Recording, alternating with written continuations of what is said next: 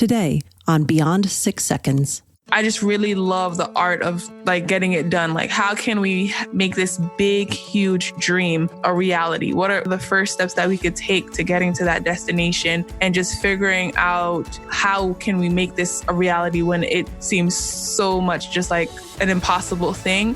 That really just gets all my juices flowing, everything. I'm ready to go. Welcome to Beyond 6 Seconds, the podcast that goes beyond the 6-second first impression to share the extraordinary stories and achievements of everyday people. I'm your host, Carolyn Keel. On today's episode, I'm speaking with Georgie-Ann Getton-Mckoy. Georgie is an execution strategist, serial entrepreneur, community builder, speaker, author, and diversity and tech enthusiast. She loves learning, as well as teaching new and creative ways to find solutions to problems. She's here to help others become more productive, execute on their ideas, and go from being a dreamer to being a doer. Georgie, welcome to the podcast. Thank you so much for having me. I'm really happy to have you here today. As I said in your bio, you're really passionate about helping people go from being dreamers to being doers and really help them execute on all their ideas that they have. How did that become your passion and your mission? That actually started at a very young age, being the oldest in my sibling group and also one of the more tech savvy in my family. I was always tasked with a lot of responsibility. Something needed to be done, especially when it came to anything like technological or higher education focus. I was the go-to person. So that just started becoming my nurture. That was just what I had to do no matter what situation I was in. And I developed a love of being able to solve problems. And also my father, he was a tech entrepreneur. So he would focus mainly on hardware. So cell phones, games. He was in a past life a mechanic that worked on cars and trains. So, fixing the problem was kind of the source and what I grew up around and what I always would see in my family. So just solving problems became my jam and my main sauce, and just helping people kind of get through became my main thing. That's awesome. So it really started early from you in sort of what you were seeing. You got to learn a lot of different technology and become the go-to person there, and also the hands-on side, the hardware and kind of tinkering. And I totally see how that translates to solving problems. I mean, a lot of technology, that's really what it's all about. Yeah, definitely. Yeah.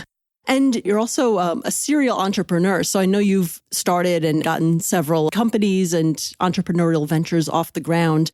Did that come from also your love of identifying and solving problems, or who was your inspiration for that?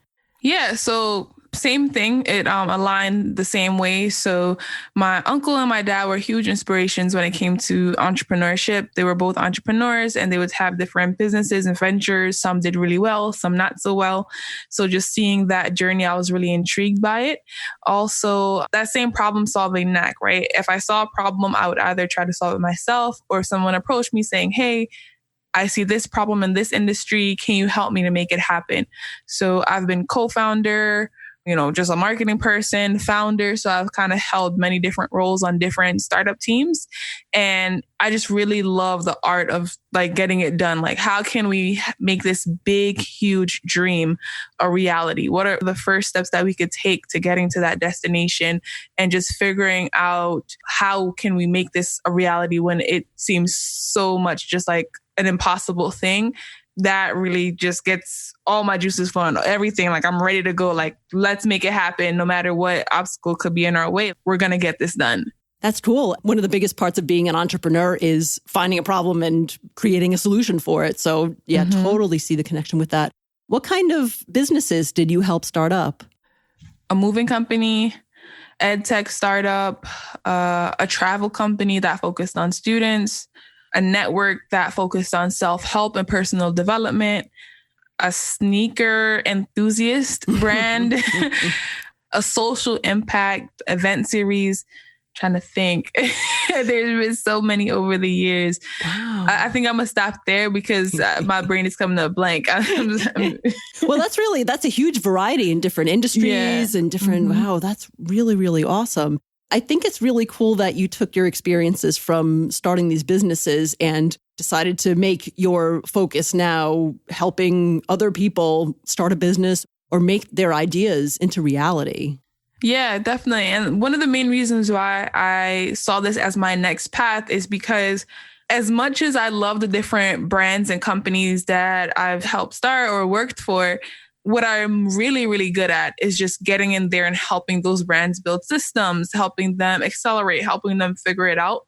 But seeing myself in just one specific field or just one specific company for too long, it doesn't like get me excited. Like I like to be doing and tapping into different industries, tapping into different problems and topics.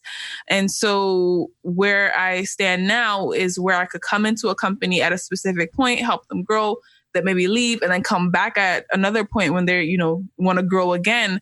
I think that is the best use of my time and my time on their specific teams and inside of those companies. Oh, I see. So do you work mainly with companies and organizations, or do you work individually with people one-on-one who are maybe just trying to start up a business on their own, or both? So it's definitely both. The majority of the clients, though, do fall into that mid phase where I wouldn't call them, a brand new startup, but I wouldn't call them a huge company. They're at that crucial point where it's like, okay, where do we go from here? Maybe around like 3 to 5 years and they're ready to grow. That is where a lot of my customers do land.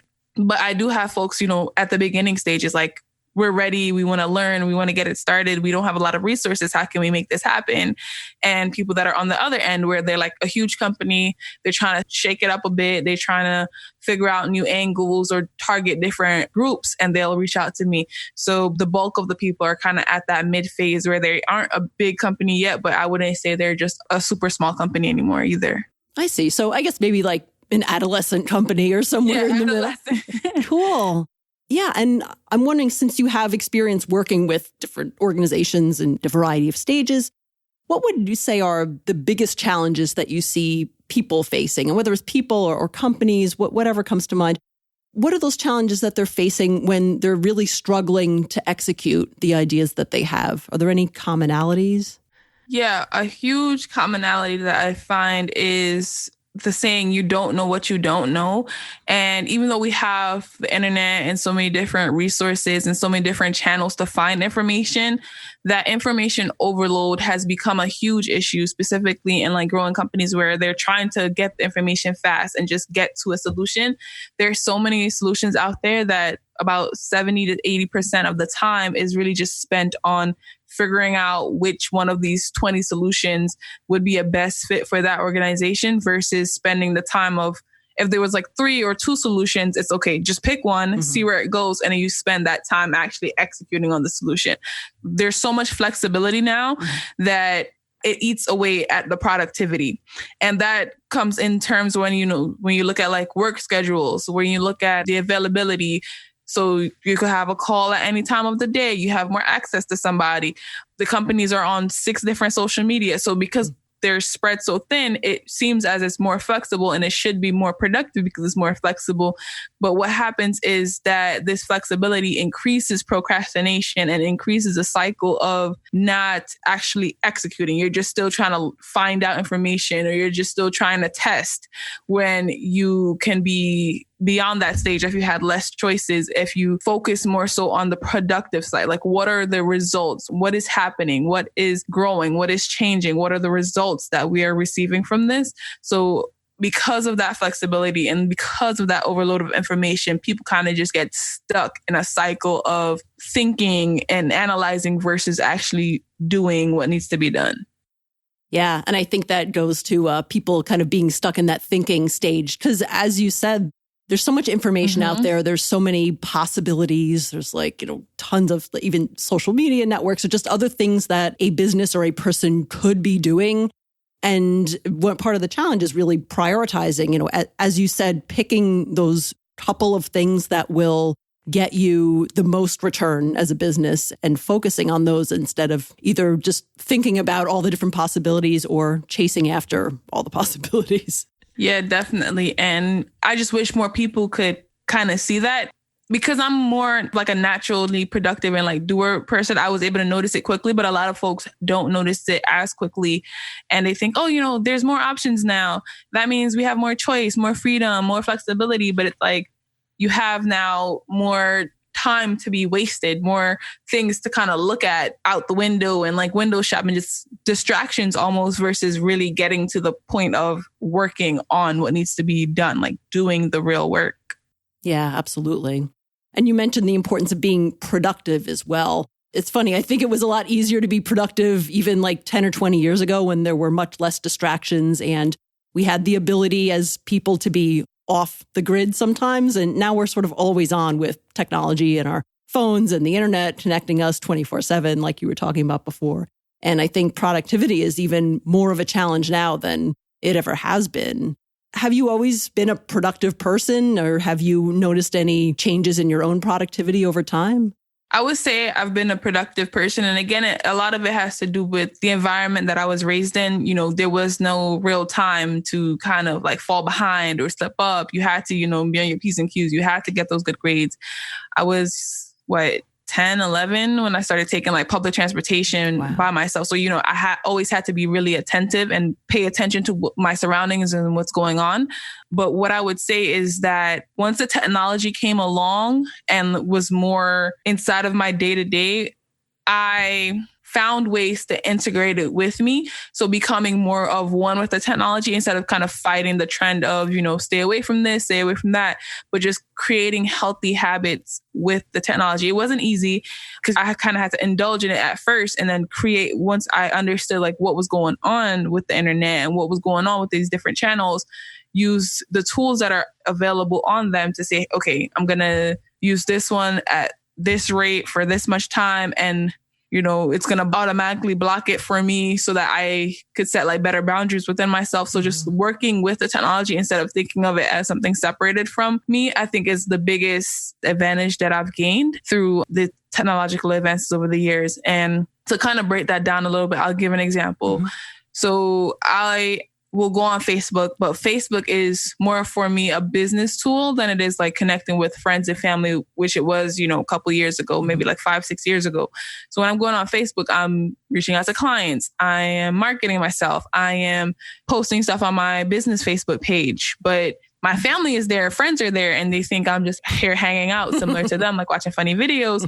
So I have to really kind of ignore the notifications, ignore messages, and feel okay with that and understand that this is the specific time for me to do this part of the work.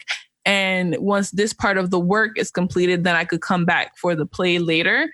And it's really not easy. And letting yourself know that it's not going to be easy from the beginning is important versus trying to think, you can manage it or it's going to be easier than it is. It's not easy. But if you remind yourself and just kind of challenge yourself to stay focused and just say, hey, if I get this done in this hour, maybe even use it as a reward. If I finish my work part in the next hour, 2 hours, then I could come back to watch the funny videos. I could share them on my page, but I'm not going to watch them right now. I'm going to watch them later or whatever it may be. Now they have like the save button. So just really using the technology that's in front of you. There's now apps that you can install as a plugin to kind of block your newsfeed. So just really researching and saying anything that you want to know how to do, is a Google search or a YouTube search away. So just challenging yourself to ask those questions to the internet to say, how can you be better with the internet is a big point that I want to give to folks out there. Yeah, that's great advice. And using the technology to protect your time and even just being disciplined about your own time. So it's not like you can never have fun online and that you have to work for hours and hours solid, but it sounds like really being disciplined, as you were saying, I'll spend this amount of time working and then I'll give myself a break for, 10, 15 minutes, whatever it is, to do something fun, or I'll save things to look at later. And then I'm going back to my schedule. So it sounds like being really disciplined and diligent about how you use your time is really important. Yeah, it definitely is. And I think a lot of folks use technology as an excuse to not discipline themselves or not be disciplined. Like, it's so much of a distraction. But at the end of the day, it's still a choice, right? We still have that choice. Do we indulge in it or do we say no for a little while and get what we need to get done and then go back to the indulging and the binge watching and whatever we have to do? Like, no one's saying don't have fun. Like, it's really about self-discipline and self-preservation and just really focusing. Yeah, absolutely. It's important to be thinking about those things before you get online so that you, so you don't get drawn into the time hole of social media sometimes. Yeah. So, you spend a lot of time helping companies and individuals become really great at executing and prioritizing their ideas. And the way that I actually first met you in a virtual format is through your annual summit that you host.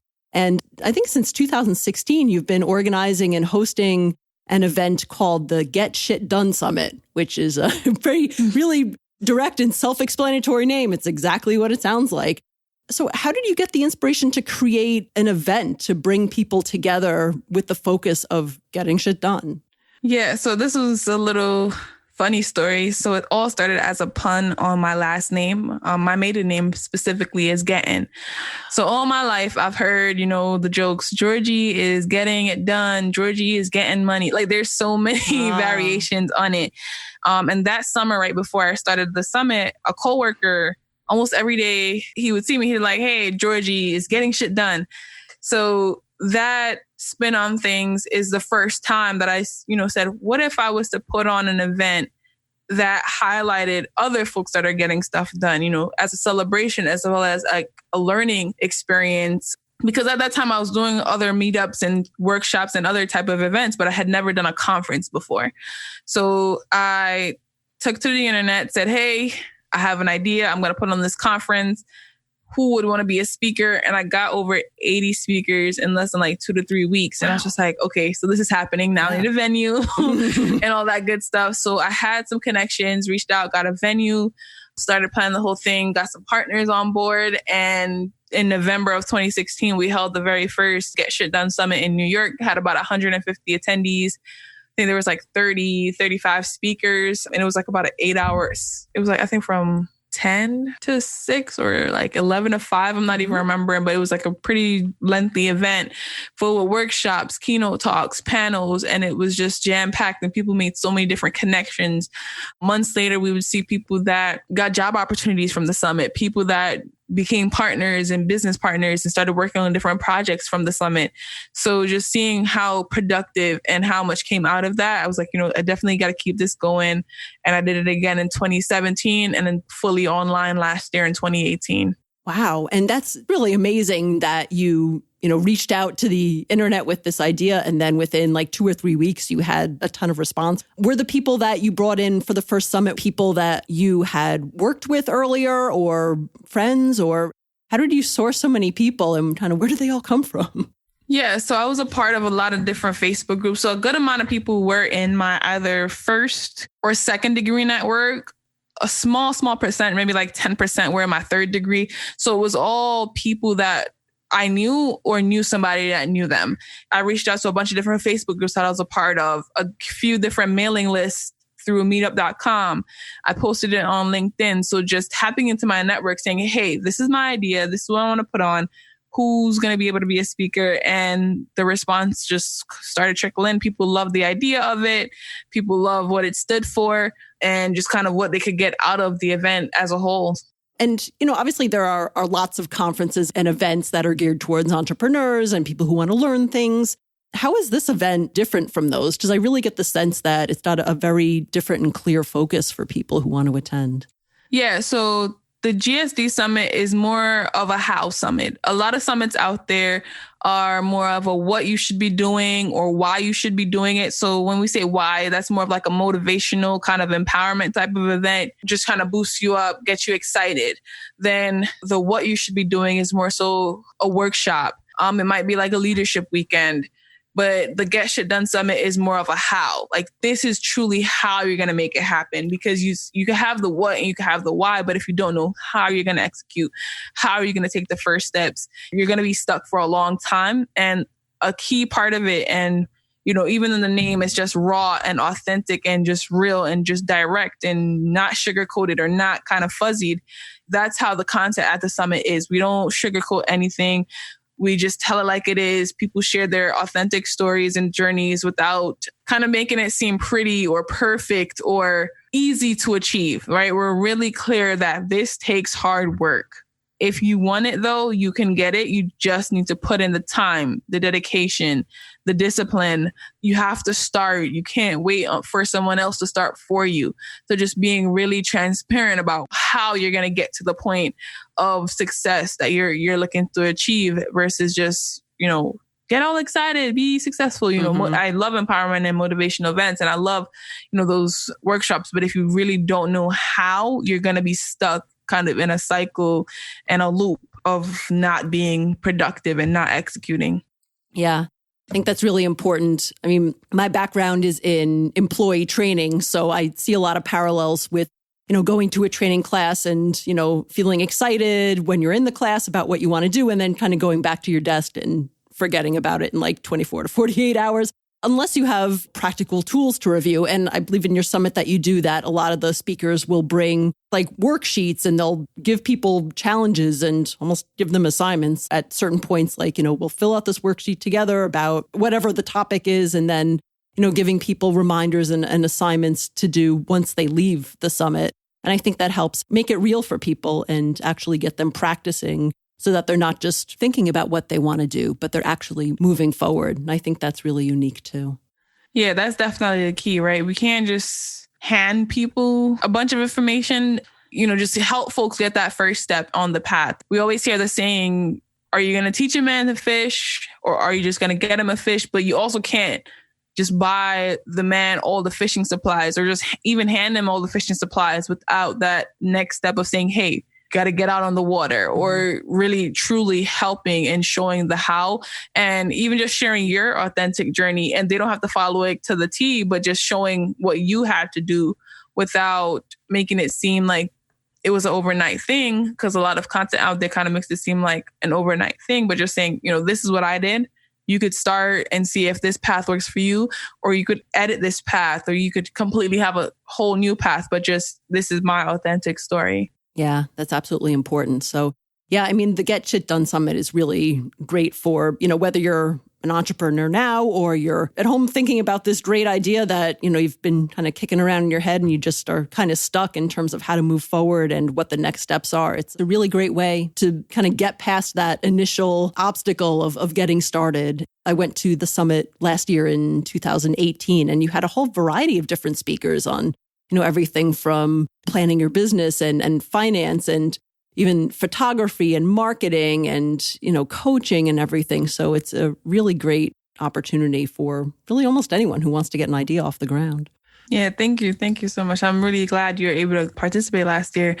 And I think that was one of the blessings of being able to do the summit online. Like, that was the first year we've ever had it online. Previous years, we've did a live stream, but I don't think the live stream was as impactful as something specifically focused. Like, everyone was online, specifically built on a platform that was for online events. So I think that gave it a whole new depth, and especially like a wider reach. We had folks internationally participating as speakers and attendees. So that was really interesting to see, and like all over the country. That was really great. Yeah, no, absolutely. And I can only imagine how challenging it is, just doing a brand new thing, an event like that on a fully online platform. I mean, I just know from doing online trainings, just sort of simple webinars, it's like just sometimes trying to get the technology to work for an hour is a little time racking. But yeah, you did an amazing job with that online conference, and it was really engaging. Thank you. Sure. And now your most recent project is that you very recently wrote and published a book called The Art of Getting Shit Done. So tell us more about the book. Yeah, so the book was published in the first week of February. And as of today, we're, almost at the end of February, we've sold over 100 copies. So that's really exciting. Great. And the reason why I wrote this book, similar to why I did the summit, was to kind of remove the stigma that is around what productivity is supposed to look like, or like what getting stuff done is truly supposed to look like. And I share in detail my journey of entrepreneurship, business, life adventures, and just how I was able to be productive and get stuff done no matter what obstacles kind of stood in my way, no matter what circumstances that were going on in my life or what resources that I had on hand. Because, there are times that I was super strapped for cash, time, energy, but I still figured out a way to make it happen, even if I was just taking baby steps each day. Just had my bigger goal and my bigger plan in mind and focus to make sure that I was still executing and getting it done little by little until I could reach to the end goal and to where I am now. Yeah, that's great. I think it's important to hear those real and raw stories about how people get to where they are and how they find their success. I think it's too easy sometimes to just read short stories on the internet that seem like almost like things are overnight successes, or that people just go from one extreme to the other really quickly, and it almost seems too easy. So yeah, I think it's really great to hear from people who have overcome really big obstacles and achieved great successes, and for them to share what they've learned. It's good to have those real stories out. Thank you. Definitely. Yeah. I'm sure that you talk about this and share several of these types of stories in the book, but on the podcast today, would you maybe share a story or two about how have you gotten past obstacles to get shit done? Yeah. So one of the themes and topics that I talk about a whole lot in the book is mental health. So specifically, when I was in college, I ended up having to go to 2 different forms of therapy. It was one-on-one therapy as well as a group therapy session, because I wasn't keeping up with my mental health and I didn't prioritize mental health in a way where it started to damage me physically and mentally. So I wasn't able to focus in school. I wasn't able to be as productive as I needed to be for myself and my family. And I shared the story of just being really mindful about how you're spending your time and just how much work you are doing, because we might sometimes feel like we're doing a lot, but that doesn't mean that we're actually getting a whole lot done, if that makes sense. So just focusing on the things that need to be done, prioritizing and allocating time for the things that we want to be done, and then respecting the time that we need to relax and step away, because I wasn't stepping away. I was thinking I could do every single thing at once, that I could be superwoman almost, that I had no choice but to handle it all. And if I didn't, I was failing at everything, failing everyone. So that's one of the stories that I share in the book, because if I had focused on my mental health a lot earlier, I could have been a lot further than I am now. You know, not saying that I'm not far and not saying that I'm not doing a lot, but just recognizing that putting my mental health as a priority has made me so much more productive and better for myself and for everyone around me, I think is a crucial part to share, especially for us that are entrepreneurs and creatives and doers and thinkers and innovators. We always want to produce great content and have these great moments, but what is truly the cost? Yeah. What are we investing, or what are we losing, or what are we gaining when we're doing all this work is a key thing that I wanted to highlight. So I definitely share about 3 to 4 stories about mental health inside of the book. Yeah, as you said, I think paying attention to mental health is really important, you know, especially for people who are extremely driven and ambitious and high achievers, because sometimes you tend to just sort of, you know, drive yourself and drive out all your energy. And unfortunately, sometimes there is that, I don't know, that shame or that expectation that if you're not doing things all the time, or if you're not achieving all the time, that there's something wrong with what you're doing. And it really goes back to what you were saying about productivity. It's about using your time in the most optimal way. And that includes times for breaks and times for some relaxation. You can't be on all the time. So I think that's important for people to really think about their mental health. 100%. So thinking about your work, your career, what goals do you have that you still want to achieve? I definitely want to do more work with health in terms of physical health and just well-being. And when it comes to that, just like food. So I want to do a lot more work with food and experimentation with that.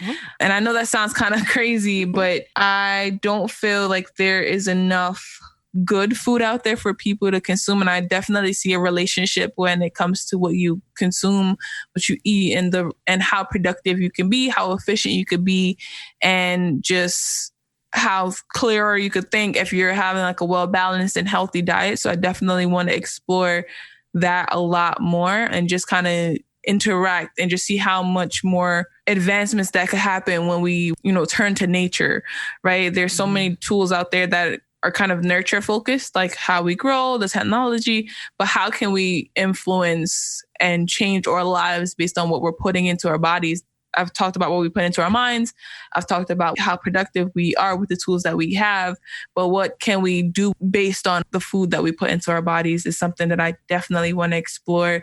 And I've been thinking a lot about. So that might be like my next big project. Yeah, no, I think that is important. And there is sort of a growing school of thought about really being mindful and being strict about what kind of food and nutrition that we put in our bodies. And I know there's different schools of thoughts on that. And, there's definitely a lot of room for exploration and really thinking about, how do we get back to the natural foods that we were eating a long, long ago that, when in our modern lives, sometimes we seem to have moved away from, and just understanding the link between productivity and I would even imagine our physical and our mental health as well. It seems tied together.